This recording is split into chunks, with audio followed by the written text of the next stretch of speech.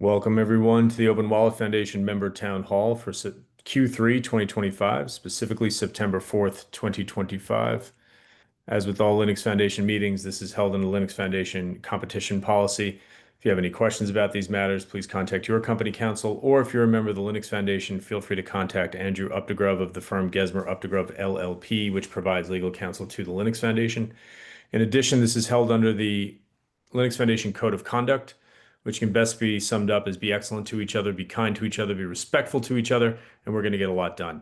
The links that we're showing here on the deck, I'm going to put into the chat in case you want to follow along or catch up later on. This session will be recorded.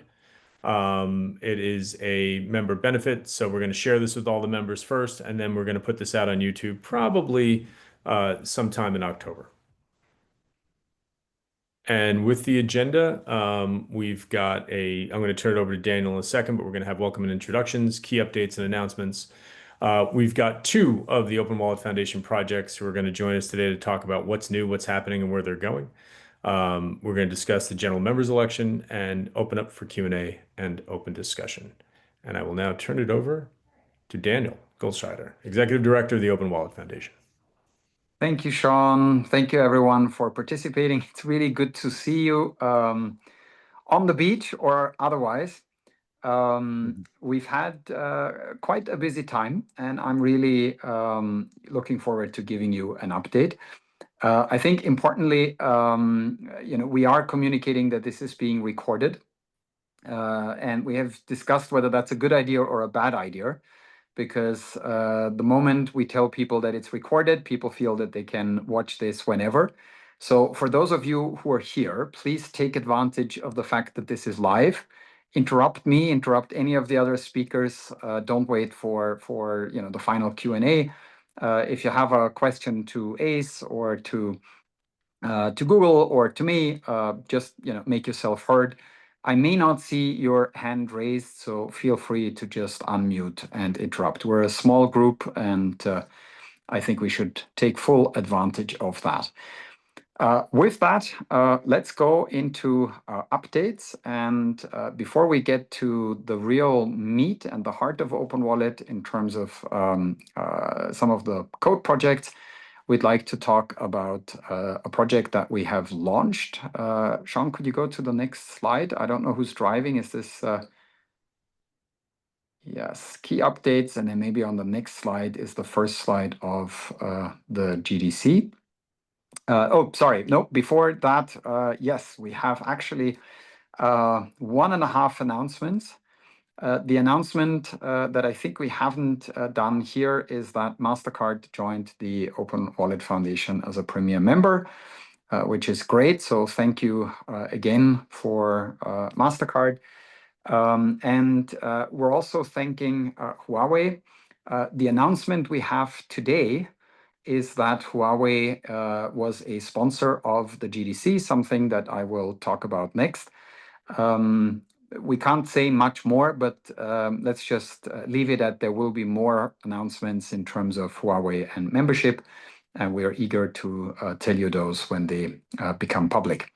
But thank you to MasterCard and thank you to Huawei. And with that, we will come to the Global Digital Collaboration. Is there anyone here who has never heard Global Digital Collaboration and what this is and that we are involved?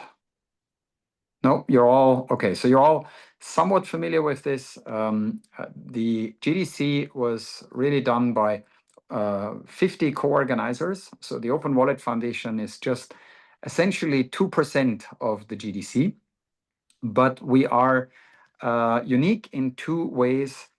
We have started it, and we have done a lot of the coordination work, and we provided funding to the GDC. So the entire budget, basically, in terms of money, as well as not all, but a lot of the work that went into the GDC was actually done by Open Wallet staff. We don't want to exaggerate our role. I think it's really important that the GDC is not just an Open Wallet project. It should equally belong to all of the co-organizers. But we're still proud that we have played an important role in bringing the GDC about. On the next slide, you'll see a little bit about what has transpired this year.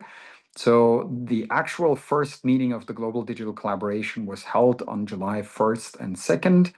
The date was not by chance or a random date. It was picked because it was exactly before the biggest annual tech conference of the United Nations, which is also happening in Geneva, called WISIG. We were at the CICG, the biggest conference center in Geneva.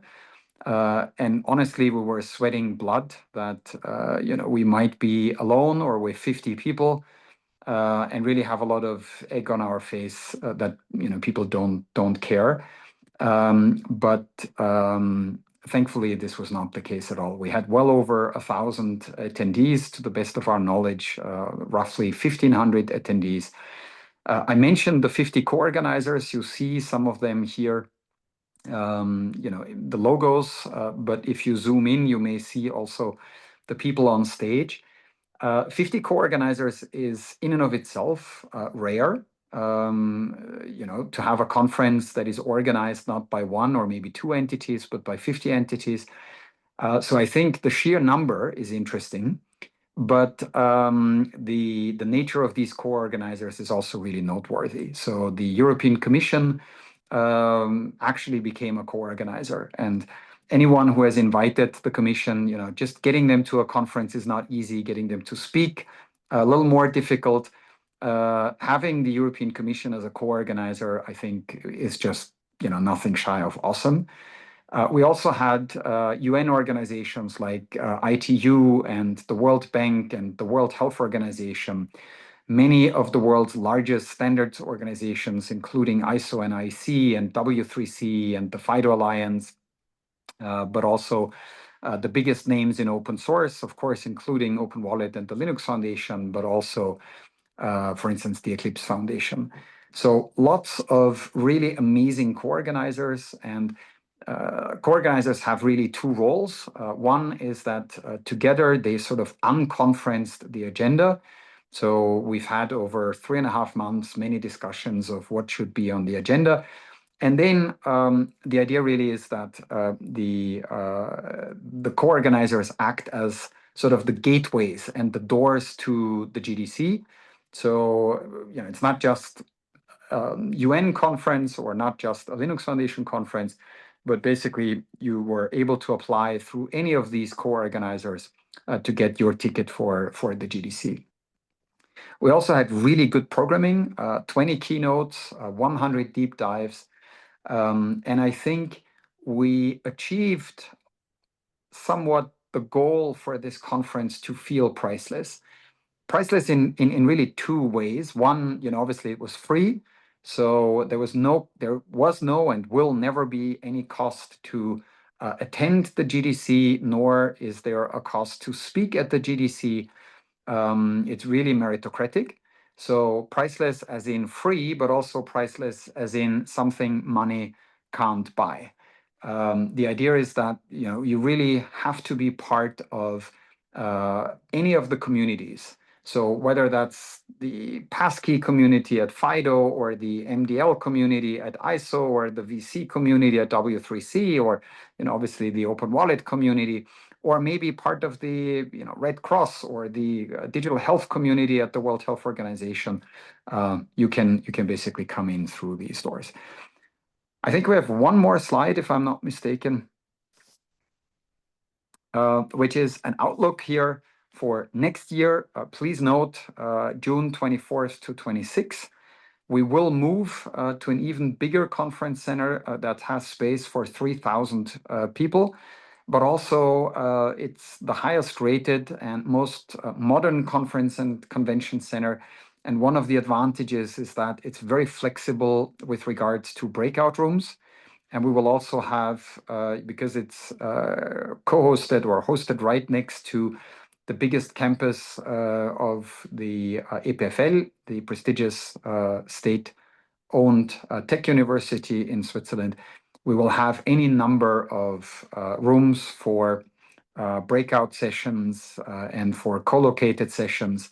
so we can run things basically within the STCC, the Swiss Tech Convention Center, but also outside. The goal is even more ambitious for next year than for this year. It's just a goal. We don't know if we're going to hit it, but we really want all 193 UN member states to be represented. And we want to target specifically ministries of transportation through ICAO, a co-organizer next year. They were not a co-organizer this year, but will be next year. The ministries of digital and telecommunications through ITU, the ministries of education through UNESCO, the ministries of finance through the World Bank, and ministries of health through the World Health Organization. So you see here basically 5 UN organizations trying to bring the public sector to the table, times almost 200 countries. That's the 1,000 government officials. And then, of course, we want 1,000 people from companies and representatives, basically from the biggest names, the most innovative startups in the space. And then we have room for another 1,000 people, who can come from civil society, universities, you name it. So we were really happy in a nutshell with GDC this year. And we can't wait to see what we can pull off together with our co-organizers for GDC next year. And with that, Ruth, I would like to hand over the baton to you. Thank you, Daniel. Hello, everyone. So basically, a quick update on the Open Wallet Forum. As you may recall, last year we started this initiative with the ITU, basically to host the governmental committee that initially we had within the foundation, and that committee is now hosted by the ITU, but jointly with the foundation. And this committee elected their leadership for the developed country. It is Switzerland representing, and the Dominican Republic is the co-chair representing the developing country. And then we have vice chairs per region. And so far we have Europe as vice chairs, and also the South Africa representing Africa. I mean, at the stage when the election happened, the membership wasn't big, so that's why you see that not all the regions have a leader, but we hope that will come over time. So far, there are 35 countries that join the committee, and France and Bangladesh were the most recent members, but the countries include the US, China, Russia, Bhutan, many Latin American countries, many Asian countries. So it's quite global, and that's the aim. And there are some others that are still getting their internal approval to send a letter to ITU and formally join this committee. And then we have also 11 observers that are mostly UN agencies, but also we have, for example, ENISA and others such as ANVA related to MDL work. And that is also aimed to grow over time. But the good thing is that for the use cases, like, for example, the World Health Organization is providing updates to that committee. And so that can be very helpful for the different policymakers that are part of that committee, and make sure that they are up to date with specific changes on regulation from a broader perspective as well. But this committee currently it is discussing more policy-oriented issues, but they are willing to work together with the foundation, and so there has been some discussions with the governing board in the meeting that Daniel commented that happened during July. And so there was the first time that this committee met with the governing board, and basically they shared their expectations and how they could exchange their challenges in terms of jurisdictions, in terms of policy issues, but also how to ensure to bridge the gap between regulation, implementation, and work closer with the developers that are part of the foundation membership. And so for that, we are aiming at the end of this month to have the second meeting with the governing board. And there will be more specific agenda items, such as, for example, which will be the areas of interest that are common for the two groups, for the foundation and for the forum, and this specific governmental committee. And some of the initial brainstorming that was made during the last governmental committee session was basically, for example, the hardware requirements for the wallet, and then how to facilitate a testing box or a wallet playground for a broader ecosystem. We know that there's a lot of these issues, as you mentioned at the beginning, for Europe, but then, of course, we want to advance on global interoperability, and for that, there are a lot of mechanisms to implement from a broader perspective, and maybe there are some countries that are willing to make this type of interoperability testing not only within Europe but overseas as well. And so there's a lot of thinking there in terms of planning some type of cross-border credential exchange or peer review and some other type of testing. And so there are countries and also some UN agencies that are facilitating this type of exercise for the benefit not only of the governments, but also of the developers as well. And then one of the other issues that are being raised is certification of wallets. This has been driven by the European countries, of course. As you know, the trusted list and certification is quite the hot issues within the European ecosystem currently. But of course, that is shared by other countries as well. So there are many other items, but this is just an initial list, and the idea is to create common discussion items and working groups to ensure that there's alignment between the foundation and the forum within the public sector and private sector.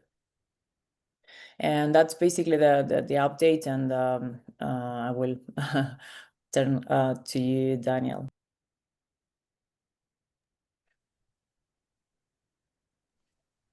Daniel, do you want me to Thank you very much, but I think, Sean, this is more for you. Sure. So the next couple of slides will be handled by both myself and our Technical Advisory Council co-chair, A. Shim. This slide is just a graphical representation of project growth over the last couple of years, from Q1 2023 to Q2 2025. We're now at 30 plus projects, 22 labs, 7 projects in growth, and 1 project in our impact category. Key updates and announcements in regards to the TAC. Our TAC composition is made up of premier member representatives as well as 2 at-large representatives. And both Stavros Kounis, who's our chair, and Ace Shim, who's our vice chair, have been doing just an incredible job in leading our TAC over the last year. From a TAC update perspective, Ace, would you like to take this in the next slide? Yeah, I think you can still continue. Sure, not a problem. So we've had 2 major project announcements this quarter. The first one, and staff is incredibly excited about this, the TAC was excited about it, was the Multipaz lab has graduated from a lab project to a growth project. Multipaz, libraries and applications for working with real-world identity. This is a team that originally started out in Google. They open sourced their code. They were part of the Sprint Funky project. We are actually going to have a conversation a little bit later in this town hall with Troy. Is going to talk about what's new in Multipaz and where it's going. But we are really incredibly excited that Multipaz has joined JavaScript as our first 2 projects that have graduated out of labs. And congratulations to this team as they grow. The second bit of news from a project perspective, we have added 2 new lab projects this quarter. EUDIPLO, which is contributed by Mirko Molik, he's a fantastic contributor, maintainer, and part of our community. It's an open source middleware that bridges backend and EUDI wallets using a unified API and standardized protocols. Mirko did an incredible wallet interoperability SIG session. The link is in chat. I'm going to put this link in the notes when we post the video, but definitely check it out. It's only a week or two old, and it was really, really solid. The second project that was recently contributed to Labs was Axle. This is a lightweight abstracted wallet SDK for developers to build interoperable digital wallets. We're pretty excited for the Axle project, not just because the contributors are Lucas and Ace, who are fantastic parts of our community, but also it's definitely looking at solving really small, important, thorny problems in the space and helping medium, large companies bootstrap. And more importantly, it's working with all the modern standards, which we really appreciate. And next up, from a community perspective, this is my slide. We had a couple of really nice announcements and bits of news. Infosys, which is a huge system integrator, recently did a case study and blog post with Linux Foundation Decentralized Trust using ACA-py, which is the Open Wallet Foundation's impact project, our most senior, most mature software project in the community. But the case study and blog post are pretty great. The link is also in chat. Check it out. Secondly, Dave McKay from Veridid joined the ACA-Pug user group to discuss the work that they're doing with ACA-py from an academic credentials perspective, and also bringing support for other data layers. I don't know why it did that and changed the spelling to Mondo from Mongo, but from Mongo, Postgres, SQL. And the team is considering contributing their work. So we're pretty excited to see that. We love users. We love folks using our code, but also if they want to contribute back changes and updates and new capabilities, we're incredibly excited for that. The last one on this slide, Hedera and DSR, which are members of the Open Wallet Foundation, did a webinar with the LF Decentralized Trust to show off the plugin they created for ACA-py using Credo components. So let's be clear, this is not just an ACA-py story. They're also using our Credo, which is one of our growth projects. And that creates more opportunities for decentralized identity over non-Indy ledgers like Hashgraph and Hyro. And one moment. Also, from a community perspective, ACA-py has released its 1.3.0, and they shared the details there. And then DCQL-TS went to 1.0 this quarter with a couple of nice feature updates. So support for MDoc, STJOT verifiable credentials, and W3C verifiable credentials.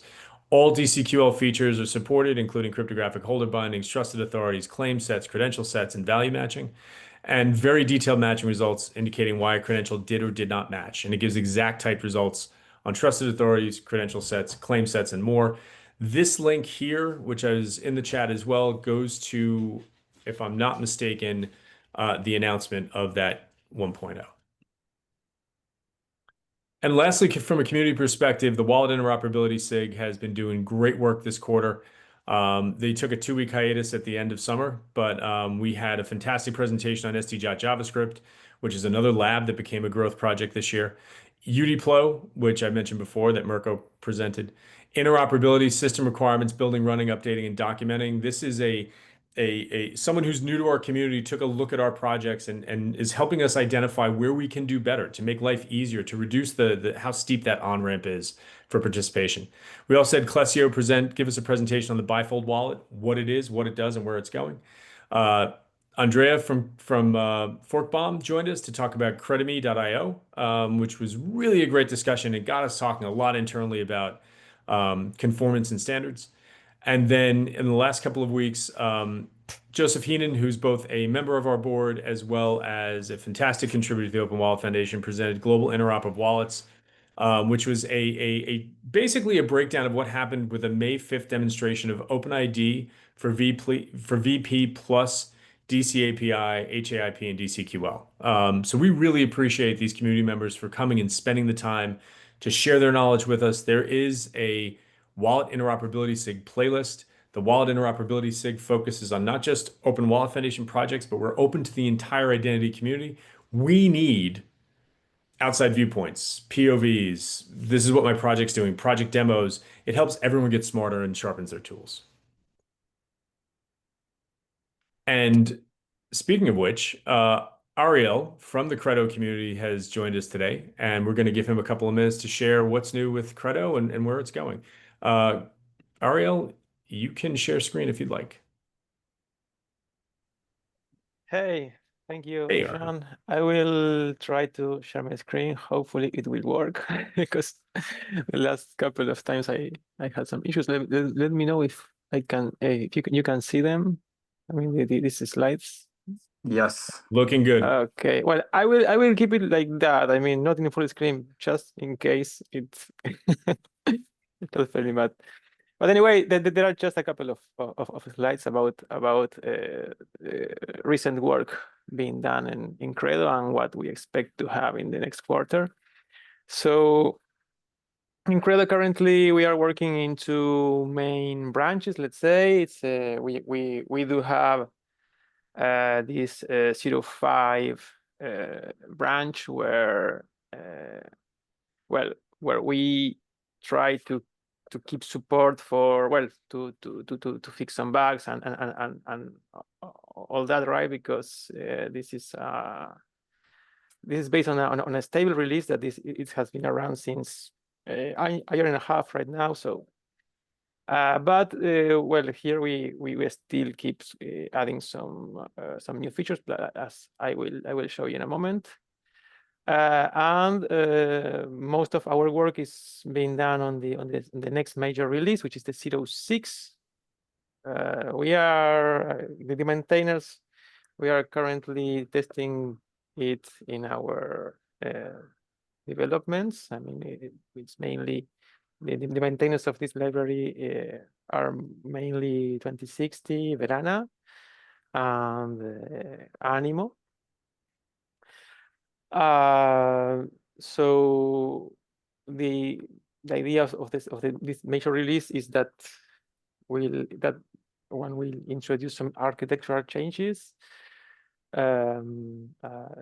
So basically, what we have been doing was to making the core of the library lighter, because this project has started using from what was called the Indie SDK, where it had embedded everything related to anon creds and DITCOM and so on. And among the time we were making it more generic, especially now that things like OpenID for VC are widely used. So up to now, DITCOM is still part of the core. And as many users don't really need DITCOM features because they want to create some pure OpenID for VC agents, well, we have moved DITCOM to a separate package, right?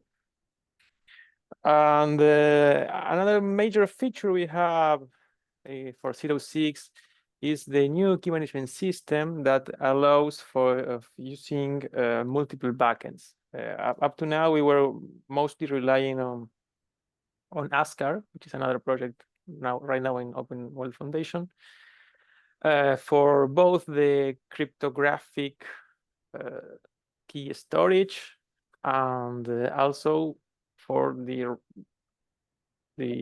general purpose storage within the framework, like for instance credentials, flows, the credentials themselves, DITCOM connections, and so on. The problem with ASCAR is that it is great for some deployments, like for instance mobile agents, but it doesn't really scale well when it comes to use it on the backend side, right? Because ASCAR is mostly designed to do some encryption at rest, and that probably is not the best idea for all the use cases. So what we have been doing recently was to rewrite the whole wallet management module and making the key storage separate from the general storage layer. So at the moment, we can use, for instance, we can use ASCAR for cryptographic operations and for key storage. And we can use any other kind of SQL-based database to store and to do some queries and whatever we want in a more performant way. And also we can even create, it's not yet developed, but somebody can also add support for even no SQL databases if they want. And another, Leslie, the other important feature or the architectural change we are doing right now is to make the core of the or the DITCOM module of the framework support or properly support DITCOM transport station management in multi-instance environments. This is important, especially on the case of DITCOM mediators, because the DITCOM mediators usually are connected to their clients through WebSockets. And this is, well, something that is not trivial to scale, right? So,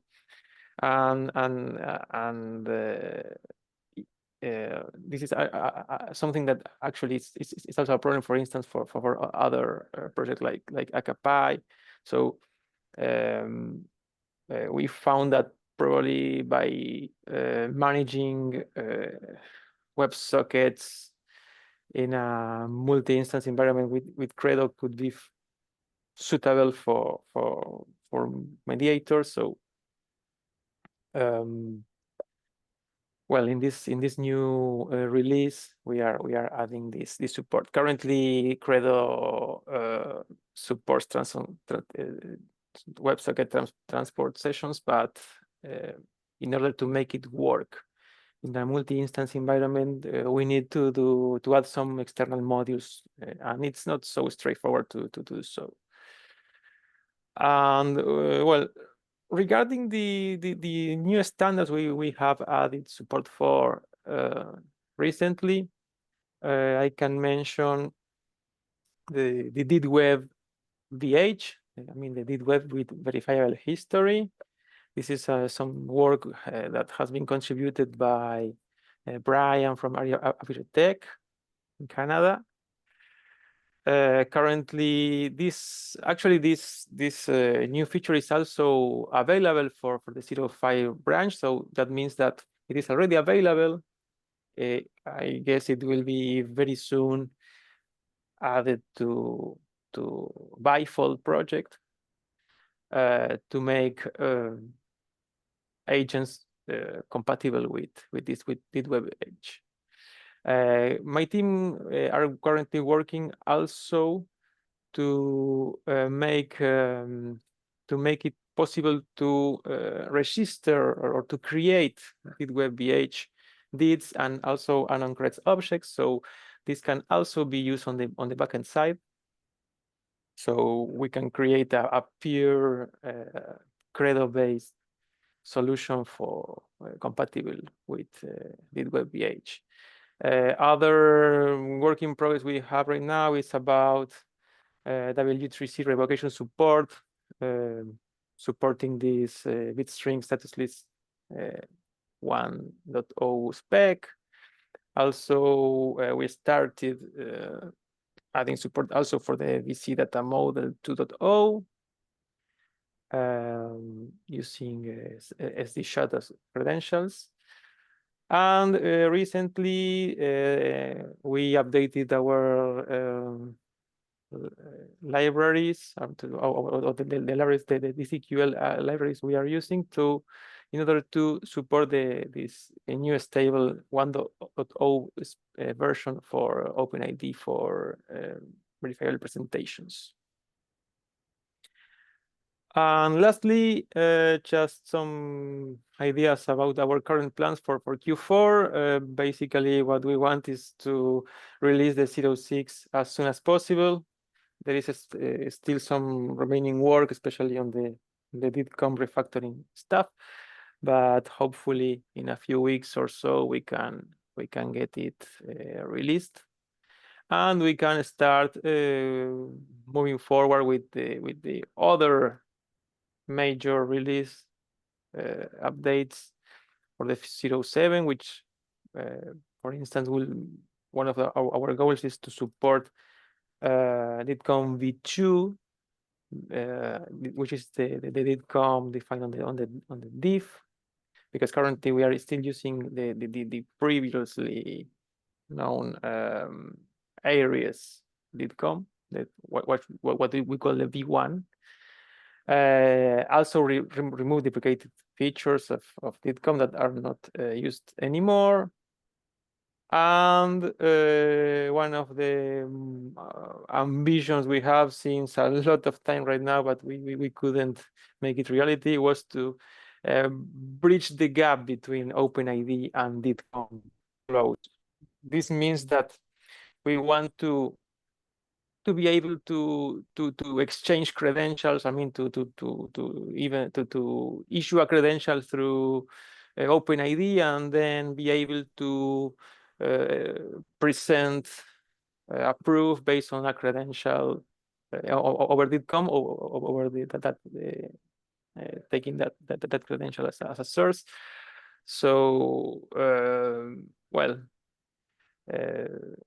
like I'm mentioning here, we do support anon creds over DITCOM, but we cannot send it through OpenID for VC. So and the same for the SD shot. We don't support, or there are no standard protocols over DITCOM.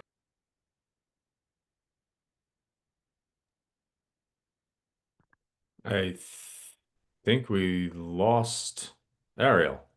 Oh, there he is. He's back. But happily on the last bullet point. Ariel, are you back with us? Yeah. I think that my internet connection gave me the end of the presentation. No worries. You left us with one bullet. We want to hear what happened in the last bullet. I think it was the one about the unified API for OpenID for VC. I mean, we want to bridge the gap between DITCOM and OpenID for VC. We want to be able to, for instance, issue a SD shot credential through OpenID for VCI, and then be able to present a proof over DITCOM using the same credential, right? So both protocols are interconnected somehow. This is mainly our ambition. Let's see if we are able to concrete them. Very cool. And thank you so much for that presentation, Ariel.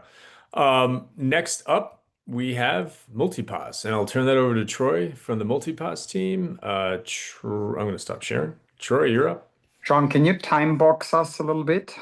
Sure. Because we have 17 minutes and 30 seconds. Hey Troy, can you? I hate to give you short shrift, but if you could keep us moving, that would be appreciated. Thank you. Yeah, I can more than do that. Thank you.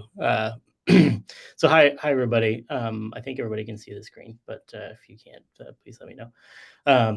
I'm Troy. I'm a technical program manager at Google, and I work on a lot of Android projects. But that's not what I'm going to talk about today. I'm going to talk about Multipaz, which is a project that myself and David Zuthin here. Well, he's not here, but he is here working on this project with me here at Google, along with some other folks, which I'll talk about later. But I want to talk about kind of where things are going with Multipaz. And maybe before I do that, I should probably talk about the mission of Multipaz, which is to build some great digital credential resources for an ecosystem that I think deserves a private and secure and scalable set of solutions. So what does that really mean? I think everybody knows that there's a three-party system. When it comes to digital credentials, we have an issuer that actually issues the things. You have a wallet that actually has these things where they can be presented. And then you have a verifier or your relying parties where they can actually accept these and use them for whatever their business or purposes may be. So how do we do that? right? So how can Hey, Multipaz? I'm sorry to interrupt you for 1 sec, Troy. Are you sharing your screen? Am I not doing it? Okay, I thought I was sharing the screen. Sorry. No, no worries, no worries. I was afraid I wasn't seeing it, and somebody just asked in chat if there was a screen share. Sorry. I thought I had select. Maybe there's something wrong with my browser. Hold on. Let me. No worries. So stop. Let me see here. So share screen. I may So have this to. is what happens when you use Zoom instead of Google products. That- I apologize. That's totally fine. Here, I might have to like rejoin real quick because I'm getting an error that says, "Oops, something broke. Please rejoin." So 1 second. Okay. We'll give Troy 1 minute. We'll give Troy a couple seconds. He'll come right Okay. back. So I'm back.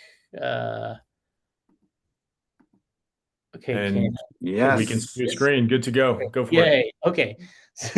So great. Now that I wasted everybody's time, I shared this slide, which is me with much longer hair, and then the mission, of course, and then the three-party system that I just explained. So let's get into the details, though. Right. So Multipaz, how do we support everything I just mentioned? Right.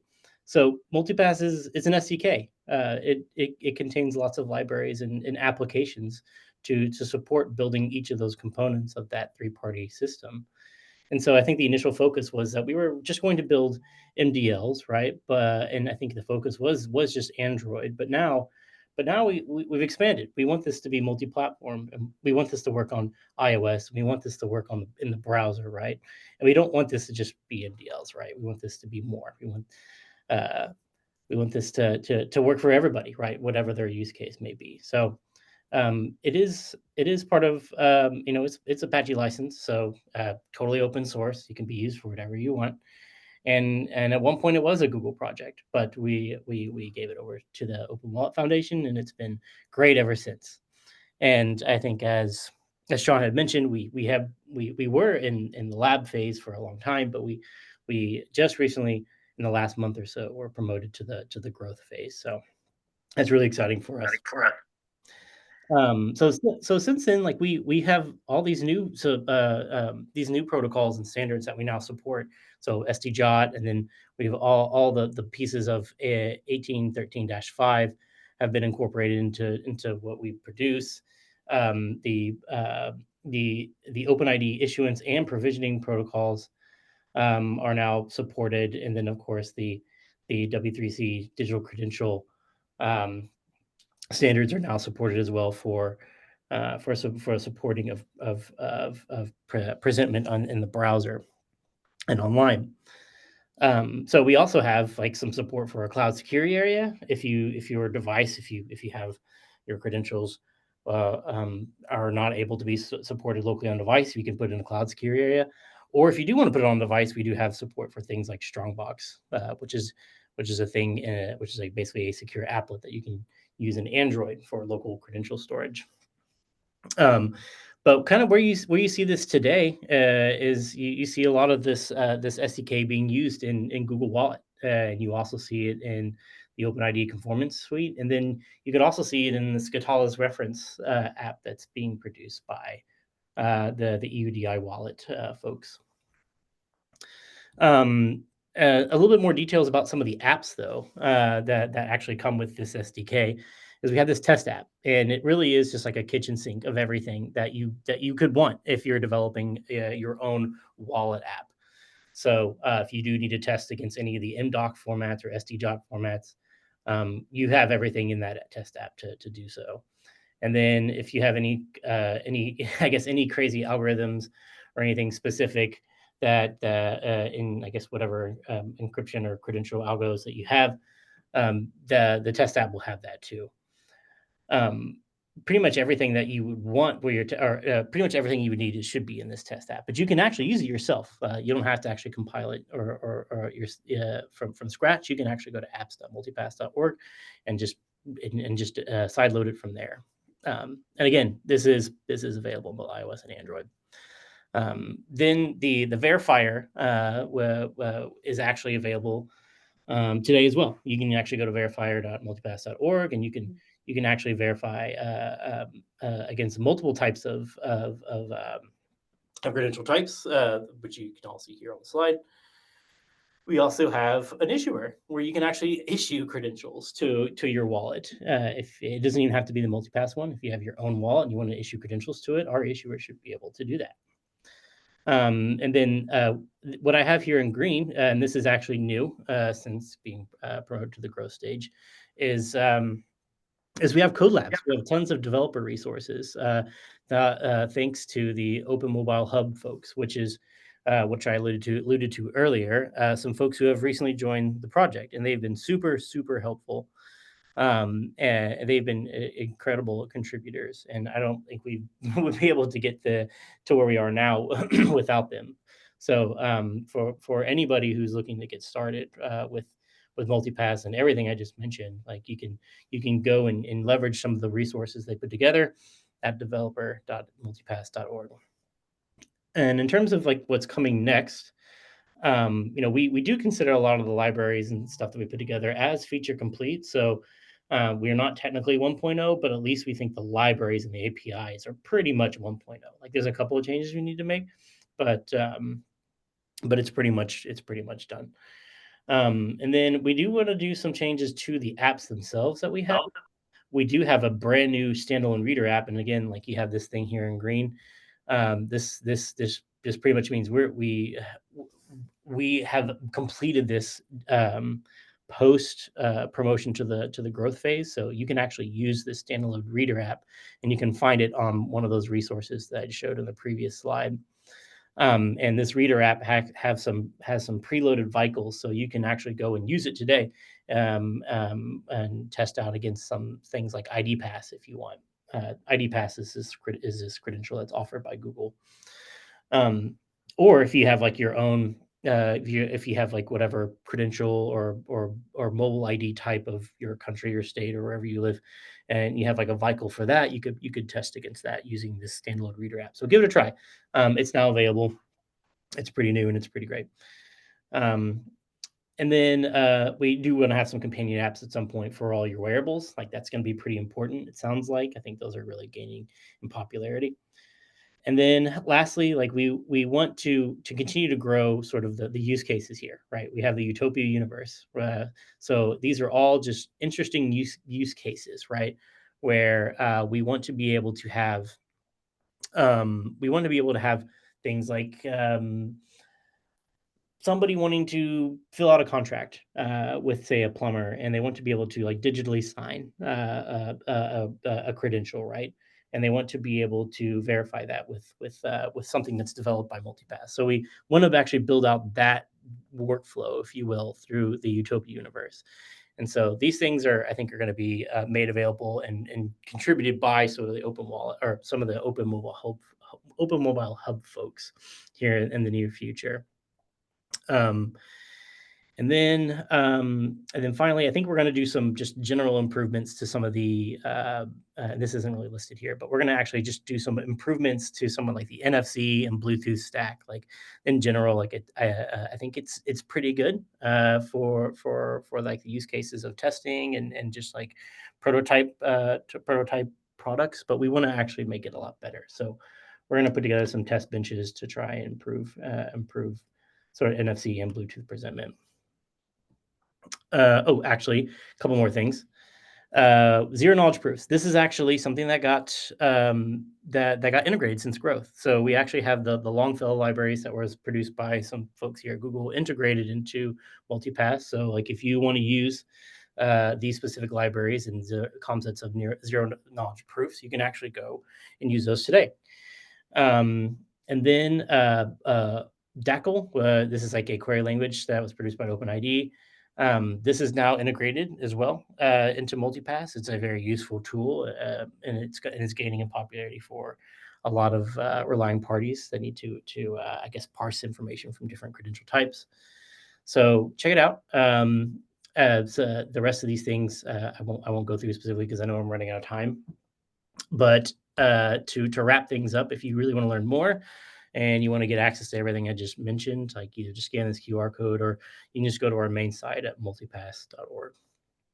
And that's kind of it. Thanks. Thank you so much, Troy. And two quick two quick follow-ups on Troy's presentation.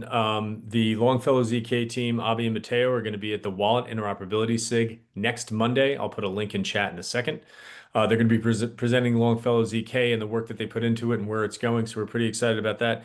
And also, I did not get a slide in here today. We are planning a maintainer summit for October of this year, roughly 6 to 7 weeks away. We're trying to figure out if it's going to be a hybrid event in virtual and real space, or if we're going to be strictly virtual. And we're working on the agenda right now, and we're going to workshop that with the community. But those are the two things that I forgot to put slides in. So yes, check out Longfellow ZK next Monday, 5 p.m. CET, 11 a.m. ET, 8 a.m. PT. And watch this space. We're going to announce the Maintainer Summit shortly. And I'm now going to turn it over to Esther, General Sponsors Representative. Hello, everyone. I'm going to be super quick to give the floor to the candidate, but we are holding election to choose the new general representative for the governing board. So we started mid-August. I know it was not the ideal date, but we needed to have a new representative in early September. If you go to the next one, so was to the next slide, sorry, was great because we have 5 nominees. I think in the call we have 3 of them, so I just wanted to give them a couple of minutes to explain why it's important for them to be the representative of the general sponsors. So maybe we can start with H, that is the nominee number 1. Hi, everyone. I'm Ace. I represent Hope. I'm the CEO and co-founder. And also, as a maintainer, also work as a technical advisory committee vice chair as well. So, Hope, as a general member, we strongly believe that the mission aligns with Open Wallet Foundation, and the intention behind this candidacy was to represent all the general members, make sure their mission is also aligned and their voice is getting heard. So, yeah, that's all for me. Thank you, Ace. I think Marie is around. Marie, do you want to say something? Yes, I can. Can you hear me? So yeah, so I've been in this space a very long time. So I've spent about 2 decades building AI tech, but then got interested in data privacy, the ethics of AI, and obviously decentralized identity or self-sovereign identity about 8 years ago.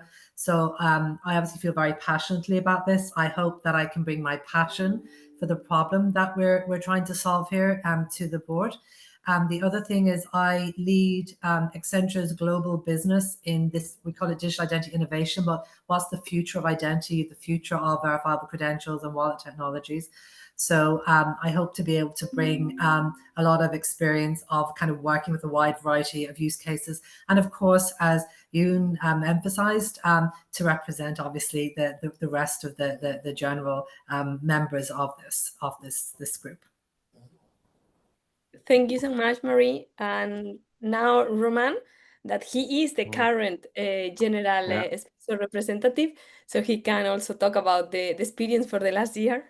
Yeah, yes, my name is Roman. I joined last year the general sponsor representative position, and in the beginning I was curious what should I expect, and unfortunately I tried to be more like, hey, please come to me, let's talk, but this is not the way how the community is working.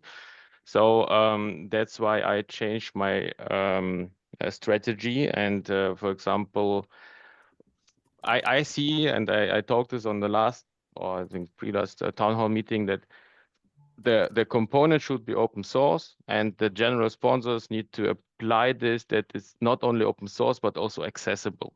And if you look on the RFPs, so the calls for tenders right now in European Union or Switzerland, the basic components for the wallet interaction, they are asking to be open source. And my mission is now to think one level further, that it should not only be open source, but also be part of the Open Wallet Foundation, so that every call for tender in European Union or Switzerland or around the world, if they call this component for open source, it should also be part of the Open Wallet Foundation. And this is the way how can we create this whole thing.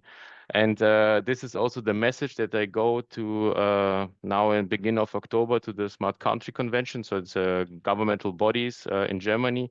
And I hope that I can present this mission that, hey, please, guys, if you're asking for open source products, write down that you also want to put it to Open Wallet Foundation, because this is how you scale the quality of the products you buy in the end.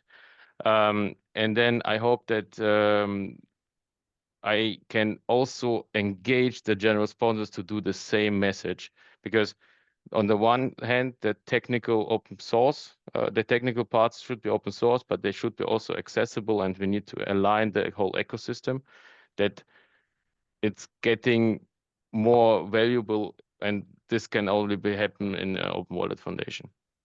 So basically, I will follow this path, and I hope that everyone will follow here. Thank you so much, Roman. We have other two candidates that are not in the meeting, but for all general members attending now or that are going to watch the recording, the voting period is still open until tomorrow. So please go and make your choice, because it's going to be the bridge with the board members of the Open Wallet Foundation. And this is all. I think we are just in time, so we have it on a slide for questions to open the floor for open discussion with all of you. I think we don't have time for that, but we can continue the conversation async. So if you have any question about anything from the presentation, the global digital collaboration, about other projects that were not presented today, feel free to contact anyone from Open Wallet Foundation staff, and we will be happy to try to solve your questions or book some time together to go over that. So now, Daniel, if you want to say the last word, we are welcome to do it.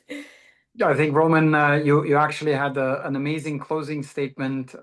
From our end, I think we are firing on all cylinders.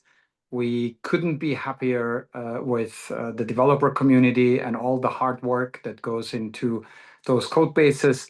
We're really excited about the Developer Summit to see if we can get some of the projects to work more closely together. And we are excited, last but not least, about the global digital collaboration. So thank you so much for your support. Without your support, none of this would be possible. If you have a question, please email Esther, Ruth, Sean, or myself. We're always here for you, and we are really always looking forward to hearing from you. With that, thank you very much for your time, and I look forward to seeing you around. Yes. Thanks all. This is everyone. being recorded. It'll be shared with the members. Thank you. Thank you. Bye. Bye.